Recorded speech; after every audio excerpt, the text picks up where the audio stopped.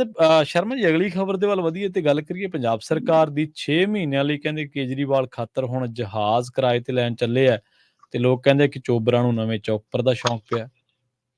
ਬਿਲਕੁਲ ਜੀ, ਬਹੁਤ ਵੱਡਾ VIP ਵਰਤਾਰਾ ਆਮ ਆਦਮੀ ਪਾਰਟੀ 'ਚ ਹੁਣ ਦੱਬ ਕੇ ਵੇਖਣ ਨੂੰ ਮਿਲ ਰਿਹਾ। ਠੀਕ ਹੈ ਜੀ।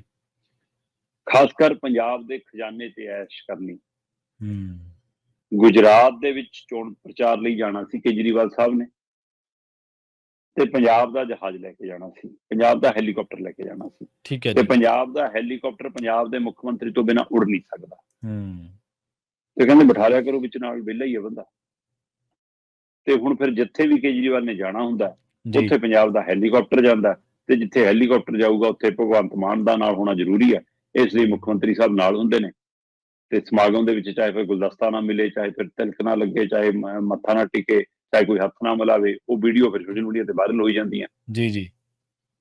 ਤੇ ਪਰ ਕੇਜਰੀਵਾਲ ਆਕਾ ਨੇ, ਆਕਾ ਦੇ ਨਾਲ ਜਾਣਾ ਜ਼ਰੂਰੀ ਹੈ।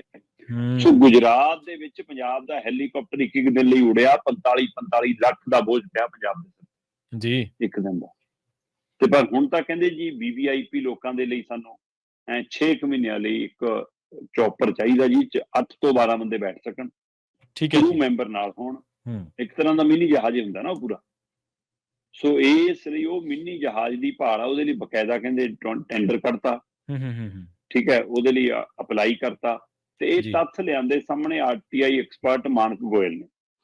ਜੀ ਜੀ। ਇਹ ਉਹੀ ਮਾਨਕ ਗੋਇਲ ਨੇ ਪ੍ਰਵੀਨ ਜੀ, ਜਿਨ੍ਹਾਂ ਨੇ ਇਹ ਵੀ ਰਿਕਾਰਡ ਕੱਢ ਲਿਆਂਦਾ ਸੀ ਕਿ ਭਾਈ ਇੱਕ ਕਮਰੇ ਦੀ ਦੁਪਹਿਰ ਦੀ ਰੋਟੀ ਵੀ 30,000 ਚ ਖਾਧੀ ਹੈ ਇਹਨਾਂ ਨੇ, ਸਰਕਾਰ ਬਣਨ ਤੋਂ ਪਹਿਲਾਂ ਹੀ ਅਜੇ। ਜੀ ਜੀ। ਸਰਕਾਰੀ ਖਜ਼ਾਨੇ ਚੋਂ ਬੱਸਾਂ ਵੀ ਸਰਕਾਰੀ ਖਜ਼ਾਨੇ ਦੀਆਂ ਵਰਤੀਆਂ। ਪਰ ਇਹ ਉਹੀ ਮਾਨਕ ਗੋਇਲ ਨੇ ਜਿਹਨੇ ਇਹ ਵੀ ਤੱਥ ਲਿਆ ਕੇ ਸਾਹਮਣੇ ਰੱਖੇ ਸੀ ਕਿ ਮੈਂ ਪੁੱਛਿਆ ਸੀਗਾ ਜੀ RTI ਰਾਹੀਂ ਕਿ ਜਨਾਬ ਦਾ ਹੈਲੀਕਾਪਟਰ ਕਦੋਂ ਉੜਿਆ, ਹਾਂਜੀ, ਕਿੱਥੇ ਲਈ ਉੜਿਆ, ਕਿਹਨੂੰ ਲੈ ਕੇ ਉੜਿਆ, ਕਿੰਨਾ ਖਰਚਾ ਕਰਕੇ ਮੁੜਿਆ। ਤੇ ਸਰਕਾਰ ਨੇ ਵਿਭਾਗੀ ਤੌਰ ਤੇ ਜਾਣਕਾਰੀ ਦੇਣ ਤੋਂ ਇਨਕਾਰ ਕਰਤਾ, ਕਹਿੰਦੇ ਨਹੀਂ ਜੀ ਅਸੀਂ ਦੱਸ ਨਹੀਂ ਸਕਦੇ, ਸੁਰੱਖਿਆ ਦਾ ਮਾਮਲਾ ਹੈ। ਹਾਂਜੀ ਹਾਂਜੀ। ਤੇ ਮਾਨਕ ਗੋਇਲ ਜੀ ਕਹਿੰਦੇ ਕਿ ਮੈਂ ਇਹ ਥੋੜਾ ਪੁੱਛਿਆ ਕਿ ਜਹਾਜ਼ ਕਦੋਂ ਉਡੂਗਾ, ਕਿੱਥੇ ਉਡੂਗਾ, ਕਿਹਨੂੰ ਲੈ ਕੇ ਉਡੂਗਾ, ਕਿੰਨਾ ਖਰਚਾ ਕਰਕੇ ਉਡੂਗਾ। ਕਹਿੰਦੇ ਮੈਂ ਤਾਂ ਇਹ ਪੁੱਛਿਆ ਕਿ ਕਦੋਂ ਉੜਿਆ ਸੀ ਜੀ, ਕਿਹਨੂੰ ਲੈ ਕੇ ਉੜਿਆ ਸੀ, ਕਿੰਨਾ ਖਰਚਾ ਕਰਕੇ ਮੁੜਿਆ ਸੀ। ਕਹਿੰਦੇ ਮੈਂ ਤਾਂ ਆਹ ਹਿਸਾਬ ਪੁੱਛਿਆ ਜੀ, ਪੁਰਾਣੇ ਦਾ ਉੱਥੇ ਸੁਰੱਖਿਆ ਦਾ ਮਾਮਲਾ ਕੀ ਆ ਗਿਆ। ਤੇ ਜਿਹੜੇ ਉੜੇ ਹੋਏ ਦਾ ਹਿਸਾਬ ਨਹੀਂ ਦਿੰਦੇ, ਉਹ ਨਵੇਂ ਦਾ ਤੁਹਾਨੂੰ ਕਿਉਂ ਦੇਣਗੇ। ਸੋ ਹੁਣ ਪੰਜਾਬ ਸਰਕਾਰ ਕੇਜਰੀਵਾਲ ਦੇ ਲਈ, ਕੇਜਰੀਵਾਲ ਦੀਆਂ ਉਡਾਣ ਦੇ ਲਈ, ਕੇਜਰੀਵਾਲ ਪ੍ਰਚਾਰ ਕਰ ਸਕਣ 5 ਸੂਬਿਆਂ ਦੀਆਂ ਵਿਧਾਨ ਸਭਾ ਚੋਣਾਂ ਦੇ ਲਈ, ਪੰਜਾਬ ਆਪਣੇ ਖਜ਼ਾਨੇ ਤੋਂ, ਜਿਹੜੇ ਆਮ ਆਦਮੀ ਪਾਰਟੀ ਦੀ ਸਰਕਾਰ ਆ ਜਿਹੜੀ ਕਹਿੰਦੀ ਪੰਜਾਬ ਦਾ ਖਜ਼ਾਨਾ ਭਰਨਾ, ਉਹ ਲੁਟਾਉਣ ਦੇ ਲਈ ਇੱਕ ਦਿਨ ਦਾ 1 ਕਰੋੜ ਤੋਂ ਉੱਪਰ ਦੇ ਖਰਚੇ ਵਾਲਾ ਚੋਪਰ ਕਿਰਾਏ ਤੇ ਲੈਣਾ। ਇੱਕ ਦਿਨ ਦਾ ਖਰਚਾ ਕਰੋੜ ਨੂੰ ਪਾਰ ਜਾਣਾ। ਤੇ ਇਹ 5 ਸੂਬਿਆਂ ਦੀਆਂ ਵਿਧਾਨ ਸਭਾ ਚੋਣਾਂ ਦੇ ਪ੍ਰਚਾਰ ਦੇ ਲਈ, ਬਾਅਦ ਚੋਂ 24 ਦੇ ਲਈ ਇਹ ਜਹਾਜ਼ ਲਿਆ ਜਾਣਾ, ਇਹ ਚੋਪਰ ਲਿਆ ਜਾਣਾ। ਸੋ ਚੋਪਰਾਂ ਨੂੰ ਚੋਪਰਾਂ ਦਾ ਸ਼ੌਂਕ ਹੈ ਜੀ, ਬਿਨਾਂ ਹੈਲੀਕਾਪਟਰ ਤਾਂ ਉੱਡਦੇ ਨਹੀਂ ਜਨਾਬ ਜੀ। ਸੋ ਇਹ ਵੱਡਾ ਸਵਾਲ। ਪਰ ਇਹ ਚਰਚਾ ਸਾਹਮਣੇ, ਉਹ ਜਿਹੜਾ ਟਵੀਟ ਅੱਜ ਕੱਲ੍ਹ X ਬਣ ਗਿਆ, ਹਾਂਜੀ, ਉਹ ਤੋਂ ਸ਼ੁਰੂ ਹੁੰਦਿਆਂ ਹੋਇਆ ਮੀਡੀਆ ਚ ਆਈ ਮਾਨਕ ਗੋਇਲ ਦੇ ਰਾਹੀਂ, ਤੇ ਪਤਾ ਲੱਗ ਰਿਹਾ ਕਿ ਕੱਲ ਦੇ ਮਾਨਕ ਗੋਇਲ ਨੂੰ ਧਮਕੀਆਂ ਮਿਲਣ ਲੱਗ ਗਈਆਂ ਸਰਕਾਰੀ। ਠੀਕ ਹੈ, ਅੱਛਾ। ਤੇ ਇਹ ਖਾਸੀ ਚਰਚਾ। ਸੋ ਹੁਣ ਇਹ ਭਾਈ ਸਵਾਲ ਹੋਣਗੇ ਤਾਂ ਫਿਰ ਅਗਲਿਆਂ ਨੂੰ ਤਕਲੀਫ ਤਾਂ ਹੋਊਗੀ ਨਾ। ਤੇ ਤਕਲੀਫ ਦਾ ਤਰੀਕਾ ਅਗਲਿਆਂ ਕੋਲ ਹੈਗਾ। ਅਗਲੇ ਕਹਿੰਦੇ ਸਰਕਾਰ ਸਾਡੀ, ਪੁਲਿਸ ਸਾਡੀ, ਗ੍ਰਹਿ ਵਿਭਾਗ ਸਾਡੇ ਕੋਲ, ਵਿਜੀਲੈਂਸ ਸਾਡੇ ਕੋਲ, ਡੰਡਾ ਸਾਡੇ ਕੋਲ, ਤੇ ਅਸੀਂ ਵਰਤੀਏ ਹੀ ਨਾ।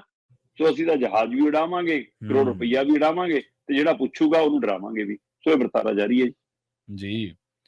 ਜਦ ਕਿ ਪਹਿਲਾਂ ਸ਼ਰਮਾ ਜੀ ਇਹ ਨਹੀਂ ਸੁਣਦੇ ਰਹੇ ਵੀ ਜੇ ਸੁਰੱਖਿਆ ਦਾ ਇੰਨਾ ਹੀ ਜੇ ਡਰ ਲੱਗਦਾ ਹੈ ਜਾਂ ਮੁਰਗੀ ਖਾਨਾ ਖੋਲ ਲਓ, ਜੇ ਕੋਈ VIP ਕਲਚਰ ਖਤਮ ਕਰਾਂਗੇ, ਮਤਲਬ ਇਸ ਤਰੀਕੇ ਨਾਲ ਖਤਮ ਕਰੋਗੇ ਤੁਸੀਂ ਤਾਂ ਜਿਹੜੀ RTI ਦੀ ਇੱਕ ਬੇਸਿਕ ਬੁਨਿਆਦੀ ਇੱਕ ਸਵਾਲ ਹੈ ਕਿ ਉਹਨੂੰ ਆਪਾਂ ਕਹਿੰਦੇ ਕਿ ਉਹ ਅਕਾਊਂਟੇਬਿਲਟੀ ਤੈਅ ਕਰਦੀ ਹੈ, ਜਵਾਬਦੇਹੀ ਤੈਅ ਕਰਦੀ ਹੈ, ਤੁਸੀਂ ਉਹਨੂੰ ਖੋਰਾ ਲਾਉਣ ਚ ਖਤਮ ਕਰਨ ਤੇ ਲੱਗੇ ਹੋ। ਪ੍ਰਵੀਨ ਜੀ ਪਿਛਲੇ ਦਿਨੀ ਆਪਾਂ ਕਰਕੇ ਹਟਿਆ ਨਾ ਕਿ ਅੰਮ੍ਰਿਤਸਰ ਚ ਸਮਾਗਮ ਸੀ। ਹਾਂਜੀ।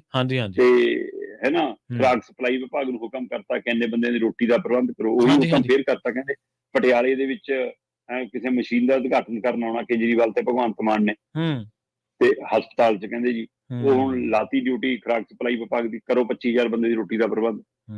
ਸੋ ਇਹ ਖੋਰਾ ਨਹੀਂ ਤਾਂ ਹੋਰ ਕੀ ਲੱਗ ਰਿਹਾ। ਤੁਸੀਂ ਤਾਂ ਕਹਿੰਦੇ ਜੀ ਪੰਜਾਬ ਦਾ ਖਜ਼ਾਨਾ ਅਸੀਂ ਭਰ ਦੇਣਾ, ਤੁਸੀਂ ਤਾਂ ਲਟਾਉਣ ਤੇ ਲੱਗੇ। ਬਿਲਕੁਲ ਸਹੀ ਹੈ। ਤੇ